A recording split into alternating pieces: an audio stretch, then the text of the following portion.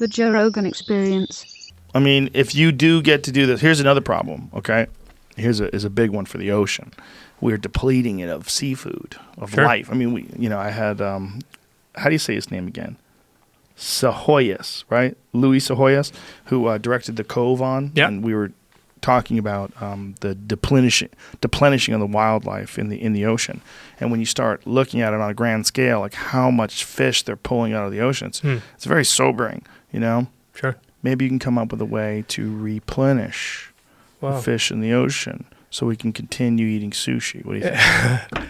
So maybe just zoom out a bit and realize because of course plastic pollution, climate change, overfishing, I think it's all part of one big problem to make civilization sustainable. And the way I look at it is that, of course, over the past 200 years, humanity has made tremendous progress. So, of course, since agricultural revolution 10,000 years ago, humanity has been kind of stagnant, no progress, or just very, very slow progress. Number of people, lifespan, it was all kind of flat. Nothing really happened. And then since the dawn of the Industrial Revolution, and when we learned how to utilize science and our knowledge, collective knowledge, to turn that into progress, basically every possible metric for humanity has improved tremendously. And if you think of wealth, health, violence, education, rights, all these things. I know you've had Steven Pinker on. He's much more knowledgeable on that topic than I am. So truly, at this point in time, it has never been a better time to be alive for humans than today. Not saying that it can't get better, but we have made tremendous progress by, on one hand, imagining things that don't exist yet, so inventing technologies and also inventing institutions. And on the other hand, our human ability to collaborate effectively in large numbers, which includes the corporation, which is a very effective way for people to work together. Now, all that progress has also had its negative side effects, which are most pronounced, of course, in the area of the environment, where we put things into an environment that shouldn't belong there, and we take too much out of it, then nature can replenish, which includes the fish, and on the other hand, you have the plastic going into the environment, etc. So then the question is, well, how do we solve that? And of course, one hand is to say, okay, it's kind of maybe the Luddite is maybe a bit of a negative way to phrase it, but the sort of reactionary approach of saying, okay, we should consume less, corporations are bad, technology is bad, we should all get rid of all those things. And I think the environment, the modern environmental movement, which is really kind of this romantic movement, has this image of back in the day, everything was great and we lived in harmony with nature. So let's get rid of all this modernity and try and return to that pure original state. What I, however, believe is that, first of all, I don't think it's a very realistic thing. People want to keep their iPhones and their cars, and people want to move forward. And at the same time, I don't think it's really the most effective way to solve these problems, because it would be like fighting a leopard tank with bow and arrow. Technology is nothing more than an enabler of human capabilities. It enhances our power. So why not use that power to also try and solve these problems as well? So rather than try and reject business, reject technology, I truly believe that we should embrace those forces that make us human and has created this amazing world to also try and solve these negative side effects as well. And that's why I believe the overconsumption of fish is not going to end by people all becoming vegan, but rather through fake meat. I think that the transport emissions are not going to be solved by people not flying anymore or not going anywhere anymore. Realistically, people are going to fly more, so we better invent technologies that allow people to do that without harming the environment. And the same thing, I think, would be the case for plastic and really other energy uses as well. No, I think that's a very wise way of looking at it, and it's a hopeful way of looking at it. And it's funny that today you kind of even though you're dealing with statistics and factual information, like the fact that it's safer to live today, there's less violent crime, it's easier to get by, there's more technology, more innovation, medical technologies improve radically. All these things are true, but you still have to say it's not where we want it to be.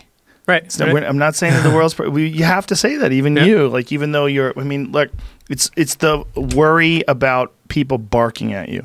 So worry about people. It's still terrible in parts of the world. It's still terrible for people of color. It's still terrible for trans. It's still. I get it. No one's saying that there's not room for improvement, but you have to say that. Like you, even though you felt compelled, you're like, it's still not perfect. Yeah, and I wonder why it's so controversial. I think it's important to learn from the things that we do well and then apply that. I don't think it is that controversial. I think it's a trick. Yeah. I think there's just a lot of people looking for every single opportunity to complain, even to someone like you who has, objectively done nothing but good. You say one thing, like, I mean, Steven Pinker took a ton of heat for saying that. And even though he's talking about actual scientific statistics, he's not saying the world's perfect and everyone should shut up. What he's saying is we should look at this, from a bird's eye view, look down and understand that although there's much work to be done, we're in a great place in comparison to the rest of human history. Sure. And it's hopeful to realize that progress is possible. Just imagine that there's something that feels intuitively right, as if every step forward would also have to equal a step backward elsewhere. Yes. And I don't think that's the case. There's plenty of things that you can invent that are not that. Like, and we see it, for example, with carbon right now, that there's countries where, like Sweden, GDP has grown a lot past 20 years, carbon emissions has gone down. So they call that the decoupling. And I think what's really the main challenge in this century is to decouple human progress from those negative side effects. And I think the way to do that is not reactionary. It's really, again, through innovation and through collaboration. I agree with you, and I think that a lot of times people just assume that these are the consequences of innovation, that there's a pro and a con to everything, because there have been so many things that are inventions where there are a pro and a con to it.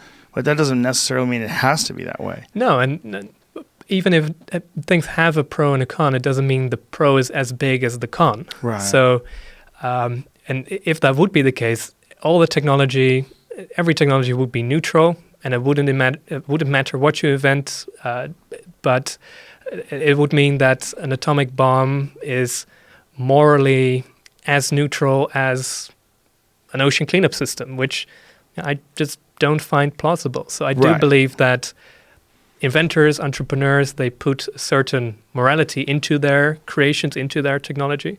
There is a certain use that you prescribe with your invention. I mean, you don't use nuclear bombs to wash your car, right? I mean, you use it not for benign uses, unless maybe you want to terraform Mars, which some people propose to do with atomic bombs. I don't know whether that's a good idea.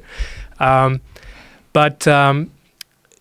don't think technology is neutral. It has a morality. So what that means is that as long as we consistently develop net positive technologies, eventually the world does get better and better. If, say, a technology is 60% good and maybe has 40% downside, okay, but then we can invent a solution for that 40%, and maybe that's again net positive, and you kind of get this cascade of ever improving world.